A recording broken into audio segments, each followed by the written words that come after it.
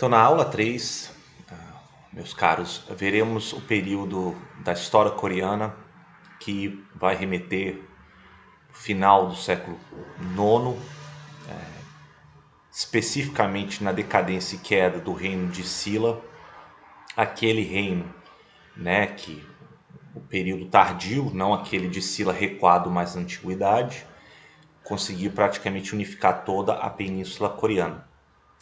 E isso vai conviver, de certa maneira, conflitos ou correlacionamentos com os chineses da dinastia Tang.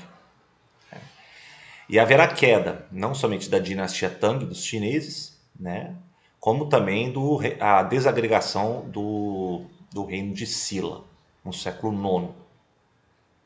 A partir daí você abre uma série de disputas pela península e depois haverá a ascensão de um reino um pouco mais ao norte da península, que vai se chamar Goryeo.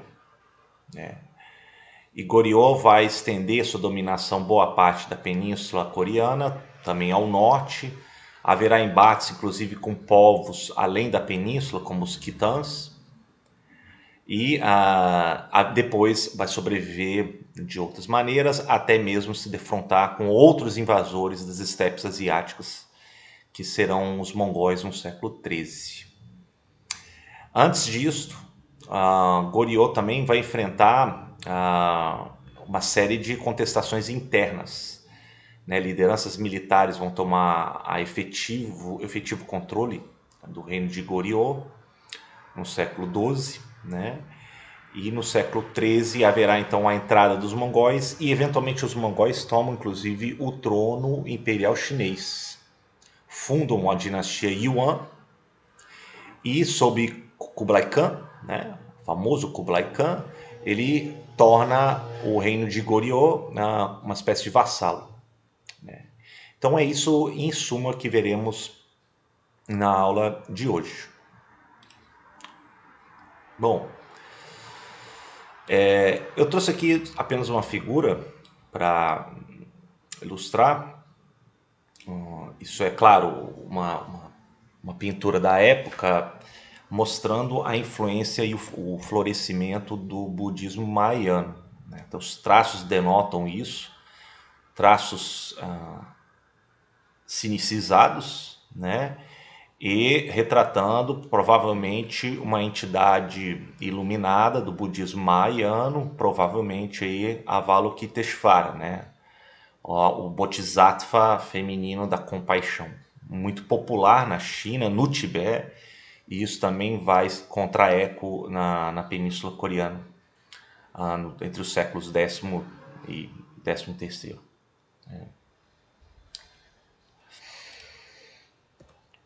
Bom, começando aqui com as considerações então iniciais, veremos que Silla ela encontra-se num período terminal. Você tem contestações vindos de exércitos e lideranças locais armadas que competem pelo controle das províncias do reino de Silla. É uma desagregação, portanto. Efetivamente, a liderança a autoridade começa a girar quase que em torno apenas da capital de Silla, Gyeongju. E essas lideranças locais, eles quase vão se semelhar como se fossem senhores da guerra, E esses tiveram várias origens, não de uma aristocracia nem de uma liderança de um exército unificado. Eles podem ter sido oficiais do exército, mas muitos vieram de origens humildes, de comerciantes poderosos, de monges que organizaram também milícias e outros membros rebeldes da aristocracia. Enfim, há uma desagregação geral na segunda metade do século IX no reino de Silla. A tradicional aristocracia ela tenta manter alguma dominação sobre seus latifúndios, e muitas delas ainda pertenciam a um sistema chamado dos ossos, como eu falei na aula passada, o sistema de classificação dos ossos Golpun. Tudo isso vai começar a, primeiro, mostrar a decadência de Sila. Segundo, conjugado com isso, haverá também a crise da dinastia chinesa de Tang, o que abre um vácuo de poder na região aí do leste asiático. Há uma nova conjugação de poderes, né? Povos nômades vindos além do norte da Grande Muralha Chinesa e também além do norte da Península Coreana começam a entrar na região, aproximando-se da Península de Liaodong, né? E também nas proximidades do rio Yalu. Já em 918, ou seja, no início do século X, você tem a ascensão de outro reino, né, na norte da Península Coreana, que é o Goryeo. Isso vai ser importantíssimo como nosso tema da aula de hoje. O estabelecimento depois da decadência do reino de Goryeo, né? Não é à toa que Goryeo ele remete a um anterior reino que existia na época, que era o Koguryo. Não sei se vocês vão lembrar. E Goryeo vai ser o nome no qual vai depois inspirar, né, vão evocar o nome Goryeo, na pronúncia ocidentalizada vai ser Coreia, né? Coreia. Né? Sila, então, voltando já na passagem do século IX para o X, vai entrar em colapso, uma série de crises vão contestar a dominação das famílias tradicionais, né, nos altos cargos de comando. As finanças vão ser erodidas, né, do reino. Há uma excessiva isenção de impostos a classes sociais e instituições, muitas delas budistas, entendendo que Sila favoreceu muito o budismo. Isso criou uma tensão com funcionários e uma elite de formação confuciana, né? O sistema tradicional dos ossos, Gopun, estava desmoronando, né? E as lealdades estava cada vez mais questionando a autoridade tradicional de Sila.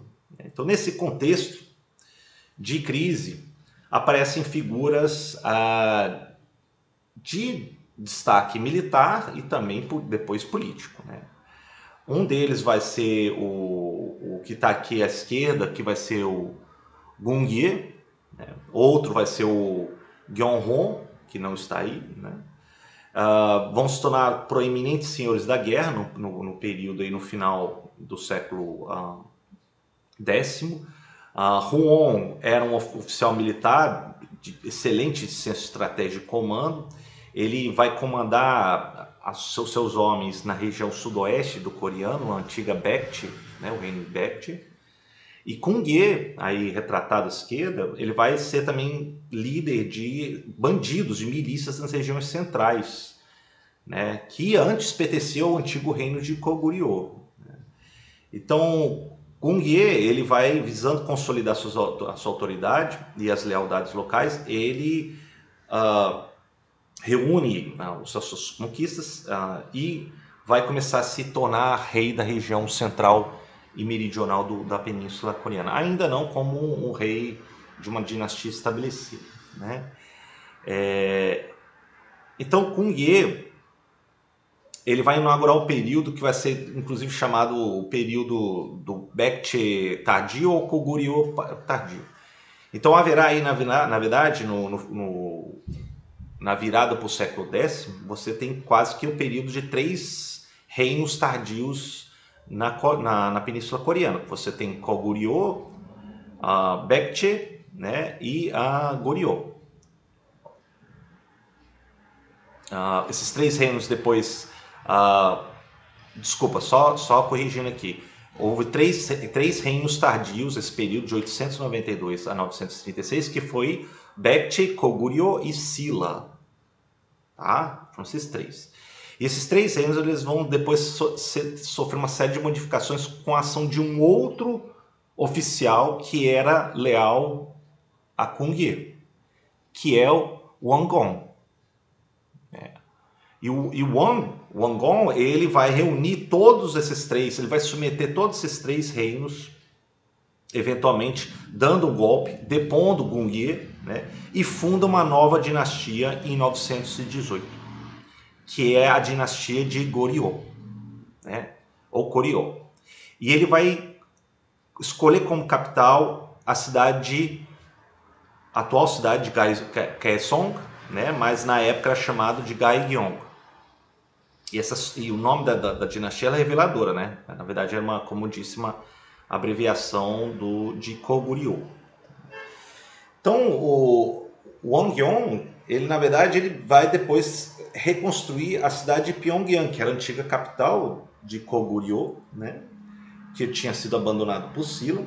Ele vai renomear a cidade como Seogyeong, a capital ocidental, portanto. Isso vai dar uma notável presença estratégica no norte coreano. Ele, na verdade, ele conjuga duas capitais, então, né? E uma um pouco mais central, um pouco mais ao norte. E isso, claro, vai seguir a geomancia budista tradicional, de acordo com a localização perfeita entre o rio e as colinas das montanhas. Pyongyang é idealmente localizado nesse sentido, né? E muito melhor do que a longínqua capital de Silla, que era Gyeongju, que era muito mais costeira, afastado aí das regiões mais centrais da Península Coreana, né? E então o Wongeon, ele vai ser entronado e vai receber o título honroso de Daejeon, né? Ou o grande ancestral. Vocês me perdoem com a pronúncia, eu tento aqui o máximo pesquisar, tá? Mas é importante entender que houve então a ascensão e o início de uma nova dinastia de Goryeo. Então, e apesar da consolidação desse reino de Goryeo, os sucessores de Daejeon vai ter ainda problemas persistentes nas fronteiras, né? Um deles vai ser os Khitais, os Khitans, os ancestrais dos mongóis, inclusive, né? Nas fronteiras. Eles se estabelecem na região do que hoje é a Manchúria, né? Dominam, inclusive, a estratégica a península de Liaodong, né? E tudo isso foi depois deles terem conseguido derrotar o reino anterior de Balhae, né?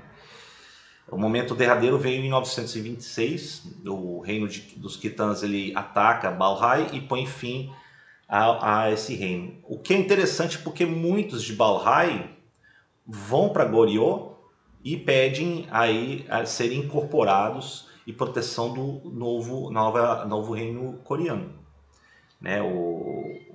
E eles recebem, eles inclusive são incorporados como um sistema de uma nova elite, um sistema social nascente de Goryeo, né? E desse jeito o Daejeon ele vai aparecer como um grande unificador, além de ser o primeiro regente da dinastia, ele é o grande pai do que era considerado os povos do que seria chamado os coreanos. Contrário e em contraposição aos chineses e aos Khitais ou os Khitans, né? Títulos nobiliários vão ser distribuídos a várias famílias, clãs, inclusive os que eram parte de Balhae, que fugiram para Goryeo, né? E eventualmente ele até depois costura todas essas alianças e planeja então organizar uma narrativa desse reino, remetendo aos ancestrais anteriores.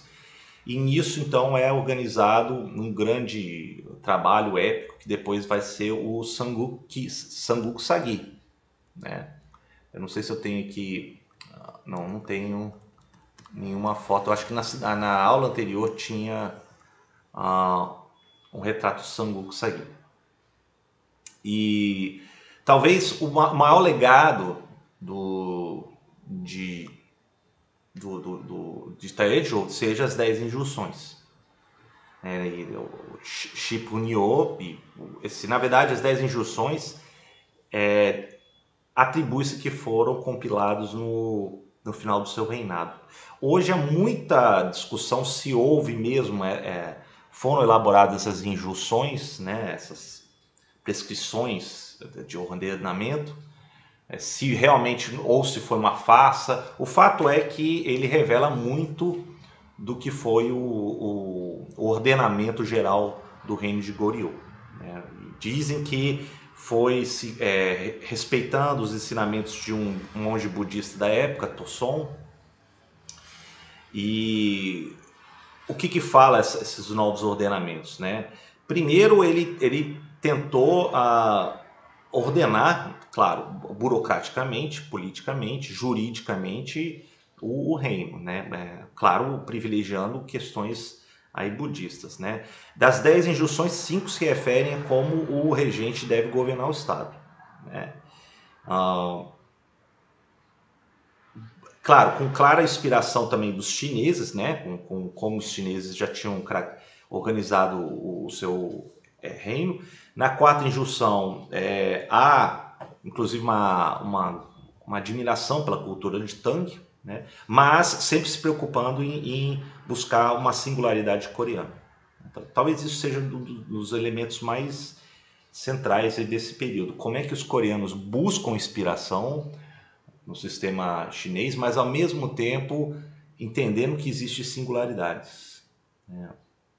Então, em essência, era uma maneira de buscar uma ordem coreana inspirado sim no sistema chinês, né? E o sistema do reino de Goryeo vai se assemelhar, portanto, muito da China, né? Em 958, o filho de Taejo, o Gwangjong, ele vai institucionalizar o sistema de exames universais, como era praticado na China, os exames imperiais, né? Que na Coreia era chamado de Kwago. Mas tinha algumas realidades diferentes, porque no reino de Goryeo você tinha apenas praticamente a entrada de funcionários selecionados que vinham das famílias tradicionais. Na China também era um pouco isso, só que na Coreia fica ainda mais restrito. Por quê?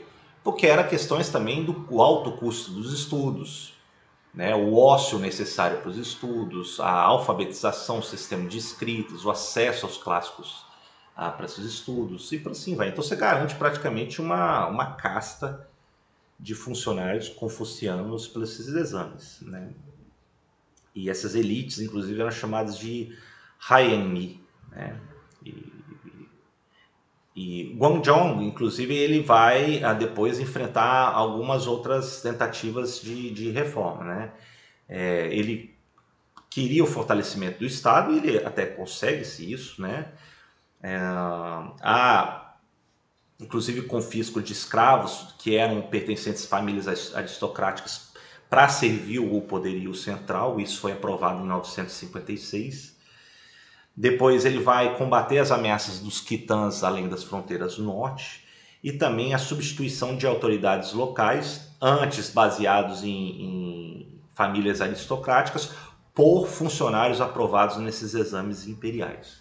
Então, é um claro exemplo de que agora o Estado está promovendo a sua centralização, né? A dominação do que antes era baseado em famílias aristocráticas. Então, o poder central ele se fortalece em detrimento dos poderios locais. Os funcionários vão ser fruto desse sistema de méritos aprovados nos exames, né? E não mais por sangue familiar.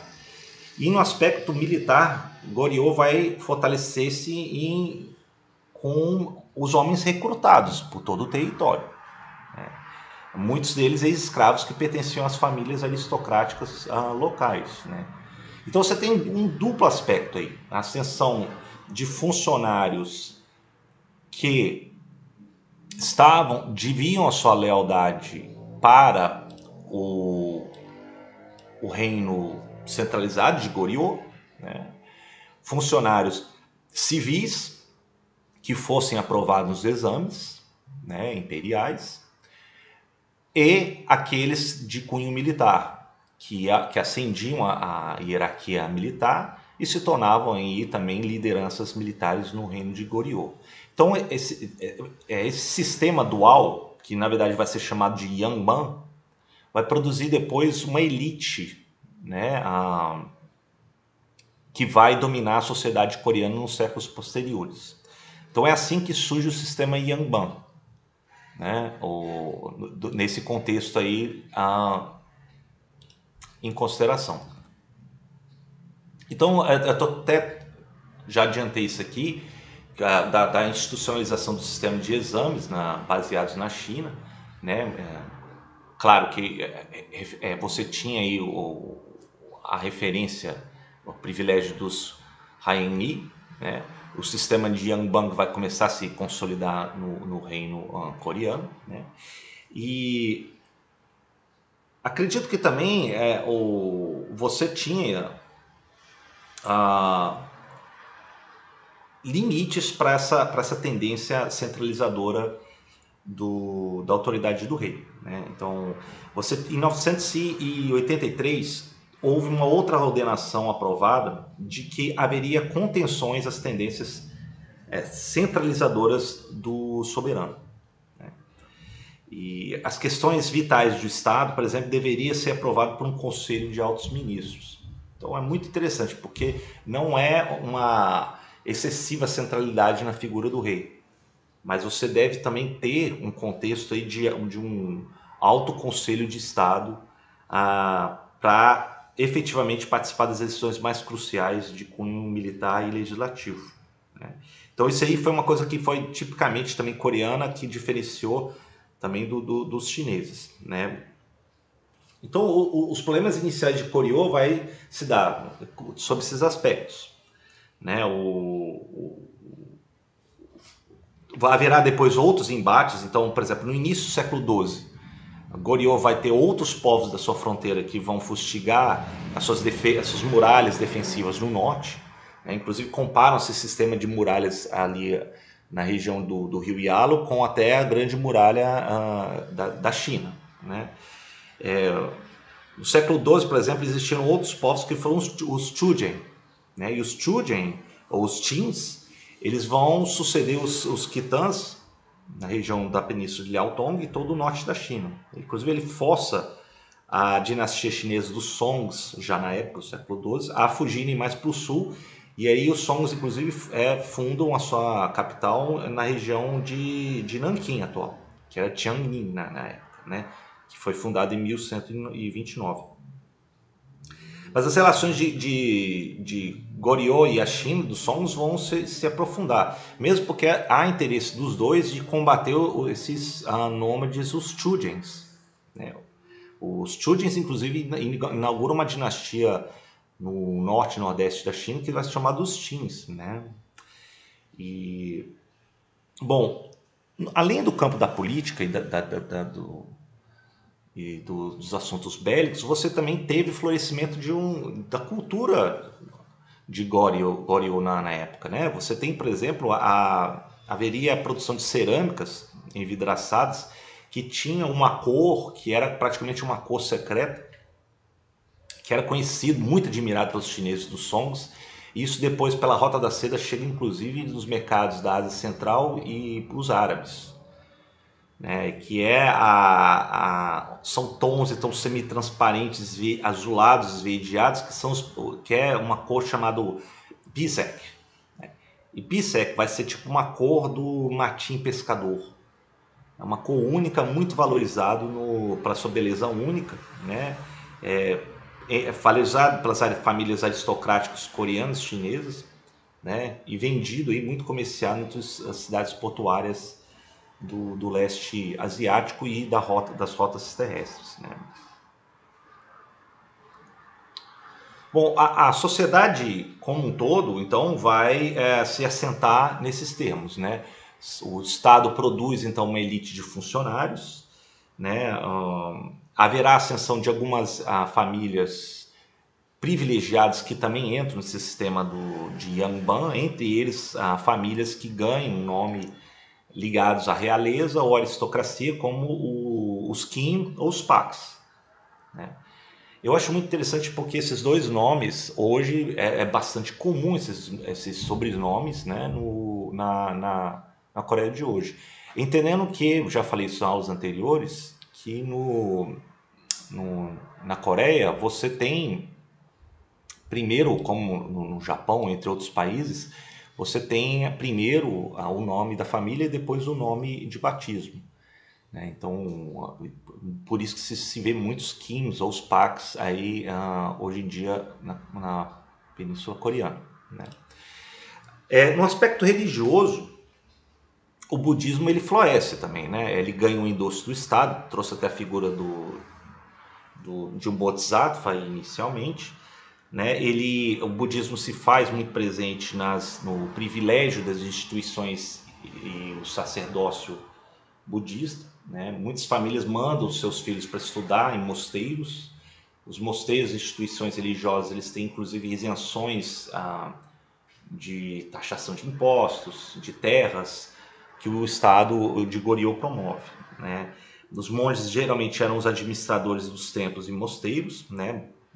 Eles acabam sendo quase que as instituições de ensino, tirando aqueles de cunho confucionista para dar acesso aos altos cargos administrativos, né? E no entanto, o budismo ele vai ter as suas seitas, né? Vai ter seus ramos. O Mahayana, claro, prevalece, né?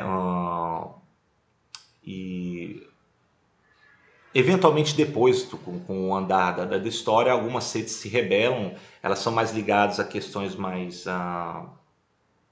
escatológicas de um mundo do além, que deveria prevalecer mais a equidade universal de todos, diante de outras seitas que são ligadas mais à ordem política oligárquica da Coreia, né? Também nesse tempo existe, como até sinal da devoção ao budismo, vão ser compilada a imensa coleção dos ensinamentos de Buda no século XI, que vai ser o Tripitaka coreano, né? E o Tripitaka, na verdade, é uma das maiores coleções do mundo. Ela vai depois, são mais de 80 mil tábuas, salvo engano. Ela se perde nos embates com os mongóis, e depois é feita uma nova versão dela que se encontra no Museu da Coreia. É um dos monumentos aí, literários e da memória do povo coreano, extraordinário isso até os dias de hoje, né? A corte de Goryeo ele vai mantendo, portanto, as bases das escolas budistas, né? A principal delas, que enfatiza a meditação, a de som, né? Ela vai ser promovido. Isso depois vai ganhar outros ares, que vai se expandir mais para leste, para o Japão, que vai ser o Zen, né?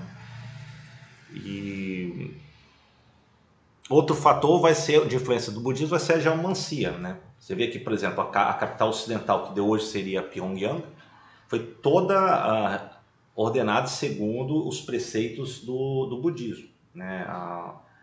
Tinha uma correta distância entre as montanhas e as águas. Devia ser recomendado a permanência do rei e a corte por 100 dias por ano ali, para dar boa sorte, né? Isso vai atrair não somente a corte, como também os familiares, os aliados, a nobreza, viajantes e peregrinos coreanos ao longo do tempo. Então Pyongyang ele floresce, ele incha por esse tempo. Isso vai contrapor aquelas cidades que não tiveram endosso da geomancia budista, né, mais para o sul, né? Isso vai gerar inclusive alguma tensão entre aqueles que se sentiam abandonados, marginalizados dentro dessa elite budista que estava ligado aí aos preceitos reais, né? Então isso foi inclusive até focos de rebeliões, né? Então no século XII você teve já algumas rebeliões dos coreanos mais meridionais contra a corte de Goryeo. Os Khitans vindos de Liao, eles vêm também, fustigam, juntos com os Chujens, a região norte da Península Coreana. Em 1126, um grupo ligado aos Chujens, né, ele começa dentro da corte de Goryeo, liderados pelo sogro do rei Incheon na época. Ele tenta dar um golpe palaciano, mas ele vai ser reprimido, né? E Goryeo vai tentar retomar as rédeas do poder nesse período bastante turbulento, liderados muito pelas ideias de um monge budista chamado Myo Cheong, né? E Myo Cheong ele definiu uma ampla reforma política baseada no budismo e considerava a turbulência dos tempos como a excessiva influência do confucionismo no Estado. Então você vê já a tensão entre o budismo e o confucionismo no reino de Goryeo, né? Os seguidores de Myochong, eles vão enfrentar os Chujins no norte, né? Os Chujin, inclusive, chegam nas proximidades do que hoje é a capital Pyongyang. E tudo isso então vai mostrar um período de turbulência e tendências de tentar revitalizar o reino de Goryeo, né? O Incheon, por exemplo, ele passa a endossar todas as sugestões do monge Myochong, né? Ele permanece como o preceito do budismo em Pyongyang por 120 dias, né? Inclusive o rei Incheon ele manda construir um palácio real de acordo com as profecias geomânticas, né, do monge Myochong, né? Mas naturalmente isso vai ter um desgaste, né? Você, por exemplo, o excessivo favorecimento ao budismo vai produzir uma reação da aristocracia letrada baseados no confucionismo, né? Então um desses letrados, né, nos preceitos do confucionismo era o Kim Bu-sik. E ele vai liderar essas inquietações, vai denunciar essas ideias budistas da Jamancê como ilusórias e oportunistas, né? E vendo-se incapaz, portanto, de fazer frente, até o monge budista Myochong, ele proclama um novo reino, né? Pretensiosamente chamado do Grande Império Yi. E o Kim Bu-sik, ele vai tentar liderar rebeliões contra esse monge budista e, eventualmente, ele vai comandar as forças de Goryeo e vai suprimir as rebeliões em 1136.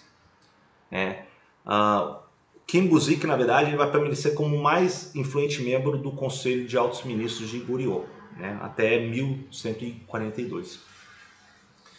Então o que aconteceu? Na verdade, foi a elite confucionista, ela, junto com apoio militar, ela reprimiu os anseios populares liderados pelo aquele monge budista, né? Em meados do século XII, o Kim Bu-sik, talvez tentando criar uma nova legitimidade histórica, ele manda compilar uma outra narrativa do seu reino que vai ser conhecido como o Samguk Sagi. Eu disse, buscando então as origens de Goryeo, a remeter desde o venerável reino de Joseon de Silla nos seus tempos áureos. É engraçado que essa obra ela foi muito inspirada na obra clássica conhecida pelos confucionistas do Shiji, né, que é do Sima Qian, né? E o Samguk Sagi, então, ele vai surgir em 1145 como a primeira grande obra da história coreana. Claro, isso vai gerar uma série de reações, além dos budistas. Haverá um corpo militar descontente com isso, né? Eles combatem, os militares estão combatendo os Khitans e os Jujins, eles não se sentem plenamente promovidos e reconhecidos, né? Além do mais, o funcionário civil nomeado confucionista deveria supervisionar os militares, né, visando assim garantir um estado mais pacifista e diplomático, mas isso vai gerar uma tensão cada vez mais insuportável na sociedade coreana da época, né? Então, com o agravamento das invasões nas fronteiras, a crise dinástica chinesa no século XII, os efeitos são cada vez mais nocivos e duradouros sobre o reino coreano, né? A classe militar, eventualmente, em Goryeo vai se sentir cada vez mais marginalizados e eles se revoltam de maneira organizada. Então, 1170, esses vários oficiais militares eles organizam um golpe de Estado e inaugura-se um período de regime militar sobre o reino de Goryeo, né? Claro, isso vai estar num contexto de várias rebeliões, de revoltas camponesas, populares. Uma delas, inclusive, vai ser de escravos em 1198, que praticamente toma a capital, né? E depois dessas estabilidades vai surgir uma liderança militar, né, de cunho militar, que vai ser um general da família dos Choi, que é Chun Hong. E ele consegue se manter no poder, na verdade, até no início do século XIII, em 1219.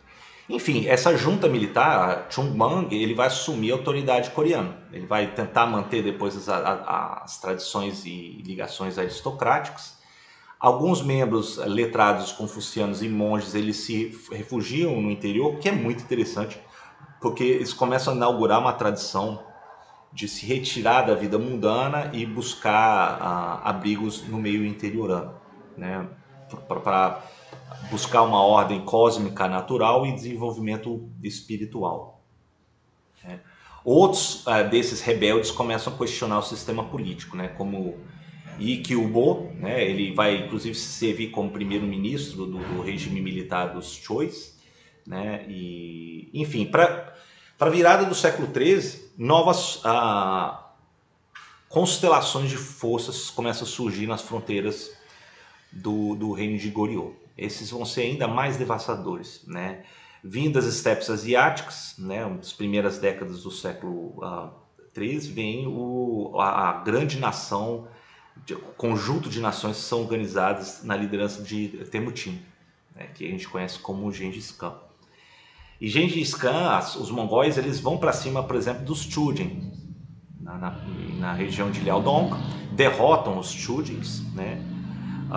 1219, os mongóis chegam inclusive a propor uma aliança com o reino de Goryeo para lutarem contra os Khitans e os Chujins, né? E nesse período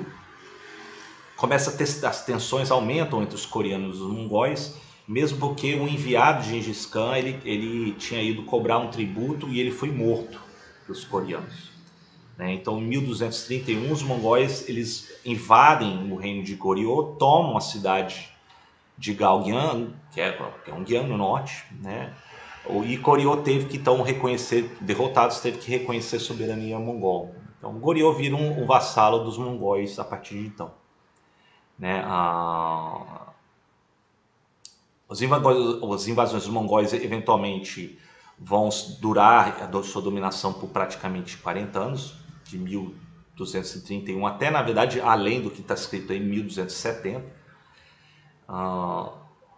Inclusive, a primeira reação dos coreanos era tentar proteger o que tinham para não sofrer a ira dos mongóis. Então, um deles foi... eles perderam o Tripitaka coreano, depois eles fizeram uma nova versão. Segundo, eles tentaram mudar a capital que tinha sido ocupada no norte e mudaram-se para a ilha de Kangwa, porque eles achavam que os mongóis não tinham poderio naval expressivo. Mas eles se enganaram, né? Primeiro porque a corte se isolou na ilha de Kangwa, então deixou a península coreana praticamente aberta aos mongóis. Enfim, e outra coisa a ser notada é também a impressão, há uma necessidade de uma nova impressão do Tripitaka coreano, né? Esse monumento da literatura dos ensinamentos budistas entre os coreanos. E depois que eles foram perdidos contra a ira dos mongóis, eles começam então a elaborar a confecção de placas para servir de imprensa, placas metálicas a servirem de imprensa, para depois poder ter aí a confecção das páginas do Tripitaka. Então, na verdade, quase que antecede os coreanos, quase que antecede o invento da prensa, né, que Gutenberg vai depois propor na Europa 2 séculos depois, né? Bom, os mongóis, então, eles se estabelecem, encontram aí um vassalo submetido. Depois os mongóis eles derrotam os chineses, eles tomam o Império Chinês, fundam uma nova dinastia, a dinastia de Yuan, né? E na época, já um dos regentes mongóis que tomam a China vai ser o Kublai Khan. né, que está aí retratado à esquerda. E Kublai Khan, ele começa então a cimentar as relações com Goryeo, de maneira, claro, da vassalagem. E o Goryeo, ele entende, inclusive ele manda o príncipe de Goryeo vai à capital mongol Karakorum, ele aceita todas as condições propostas pelos mongóis, né, de manter a monarquia no poder, submetido, né, e assim retira-se as forças mongóis da Península Coreana. Isso em troca da irrestrita lealdade política e militar. Então, firmado esse tratado de paz, os militares coreanos então começam a estabelecer no poder novamente, né? A antiga capital de Goryeo vai sair novamente da ilha de Kangwa, né? E assim então se encerram os conflitos com os mongóis, né? Kublai Khan, ele tinha também um outro plano, né? Ele tinha já recebido uma forte educação chinesa, né? Ele ascende ao trono em 1271, perdão. E em 74 ele começa então a pedir o envolvimento de coreanos para organizar uma grande expedição naval contra o reino do arquipélago japonês, né? E em 1274 muitos coreanos atendem isso como uma submissão, né? Muitos não concordam, mas enfim, a primeira invasão em 1274 para as ilhas japonesas, nas ilhas meridionais, dá terrivelmente errado, né? Tem um tufão, quase que aniquila boa parte da frota naval, né? E isso depois vai servir para fortalecer as narrativas da unicidade do reino japonês, de que os ventos divinos, né, kamikazes, ele veio e arrasou as embarcações dos mongóis. E nesse esteio vão muitos coreanos que estavam lá. E alguns anos depois, em 1281, Kublai Khan manda uma expedição maior ainda, né? Combinados com as forças enviadas de Goryeo, né?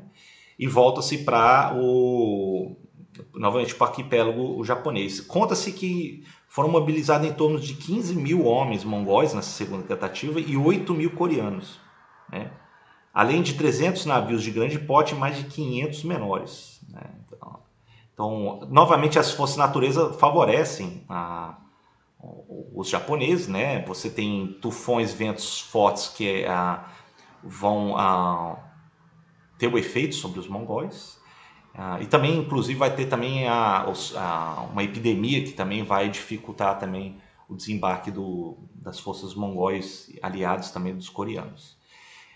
Então, entende-se que, sob a dominação dos Yuans, o Goryeo tinha uma vassalagem pesada, né?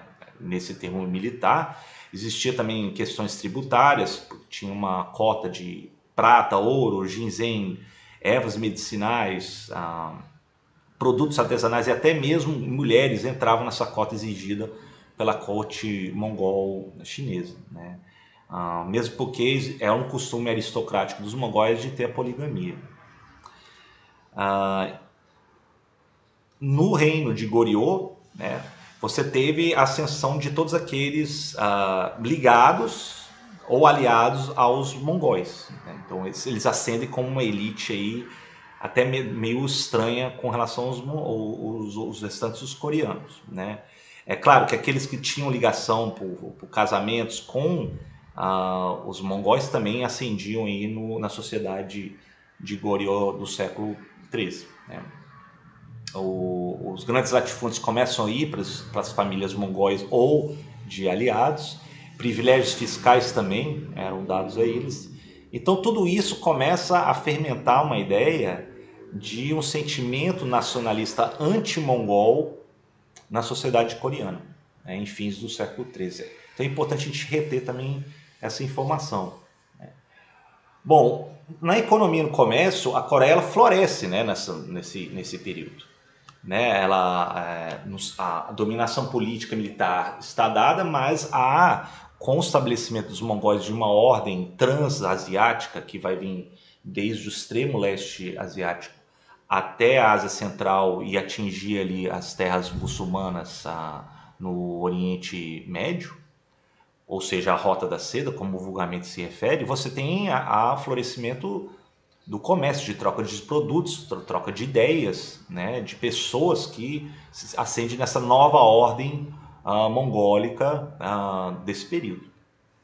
Então, vias de acesso aos mares e os portos, né, e mercados muçulmanos vai ativar uma tremenda demanda desses produtos chineses, coreanos e japoneses, né?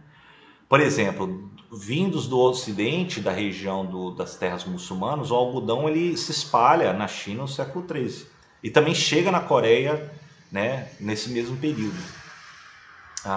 Isso vai provocar uma série de mudanças na produção têxtil coreana, né, que antes prevaleciam os tecidos de seda e cânhamo. Os yuans também tinham adquirido conhecimento da pólvora, né, que foram, embora inventados pelos chineses, foram largamente usados pelos mongóis da época, e isso também passa para os coreanos, né? Os coreanos já tinham um conhecimento muito avançado da metalurgia. Então eles produzem excelentes canhões no século XIV, né, muito pelo inventor e o militar o Choi Mu-song, né?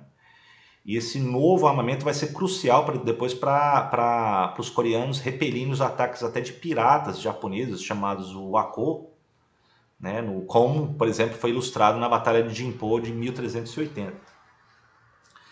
Essas novas técnicas agrícolas, produtos e técnicas começam a espalhar pela Coreia, né, nesse período, né. Outros meios mais eficientes do cultivo de arroz aprende-se da China, da dinastia Yuan, né. Haverá um aumento até populacional considerável na Coreia a partir do século XIV. Há uma queda da taxa de mortalidade infantil, talvez pelos novos conhecimentos medicinais das plantas que eles aprenderam aí com os chineses e com os mongóis. Um incremento no número de publicações sobre estudos medicinais, né?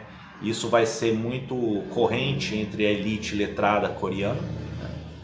E também repercussões no mundo espiritual, né? O budismo, que era muito ligado a questões da decadência do passado coreano, né, vai ser cada vez mais ignorado por uma nova elite coreana, que começa a valorizar novamente os estudos confucianos.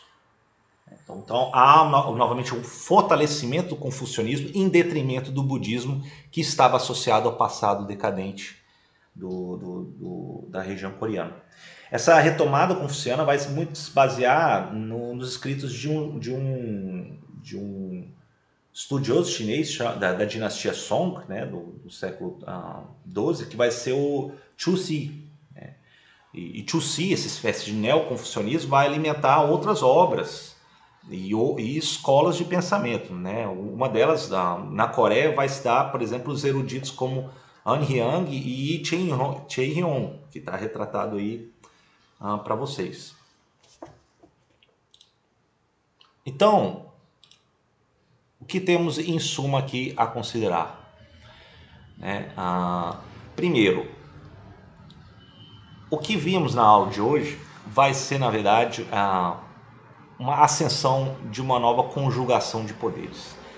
Silla ele cai, né, eventualmente no século IX. Você tem uma série de tensões sociais, políticas no poder. Haverá também mudanças na conjugação de poderes hegemônicos na região do leste asiático, a queda da dinastia Tang, a ascensão e queda dos Songs e a ascensão dos mongóis na dinastia Yuan. Os mongóis da dinastia Yuan, inclusive, vão repercutir a sua presença sobre a península coreana, tornando-a vassala aos mongóis. Né? A ascensão de Goryeo a partir do século X e vai atravessar esse período aí até o final do século XIII, vai ser a característica hegemônica mais notável na península coreana. Inicialmente ela tinha se mantido soberana, né? Haverá depois tensões entre budistas e confucionistas. Eventualmente militares chegam ao poder e vão governar efetivamente o reino de Goryeo, até eles se defrontarem primeiro com rebeliões populares diversas, internas, e depois com a invasão dos mongóis eles se tornam então vassalos aí, dos mongóis da dinastia Yuan. e nisso eles se inserem em uma nova ordem dessa Pax Mongólica que prevalece em todo o leste do continente asiático. Nota-se que também o sonho de Kublai Khan de estender sua dominação sobre o arquipélago japonês envolve a participação massiva dos coreanos, e são derrotados em duas tentativas frustradas. Isso vai criar até o mito da invencibilidade divina dos japoneses a partir do século XIII em diante, né? Nesse esteio de uma dominação mongólica maior, vai começar a ter uma ordem maior que vai florescer o comércio, a economia e as ideias pelas regiões transasiáticas no século XIII. E nisso vem a demanda de novos valores, novos costumes, novos produtos, né? Inclusive vindos também da Coreia para o mundo e vindos de outras regiões para o continente coreano. E no campo das ideias, inclusive, aí finalmente consideramos uma revitalização, né, do pensamento confuciano, que vai ser adotado pelos principais intelectuais, pensadores coreanos da época. Tá bom? Próxima aula, então, veremos já como é que vai se dar o estabelecimento de uma nova ordem coreana pós os mongóis, que vai ser muito alinhado a questões confucionistas de uma nova dinastia chinesa, que vai ser o dos Mings. Tá bom?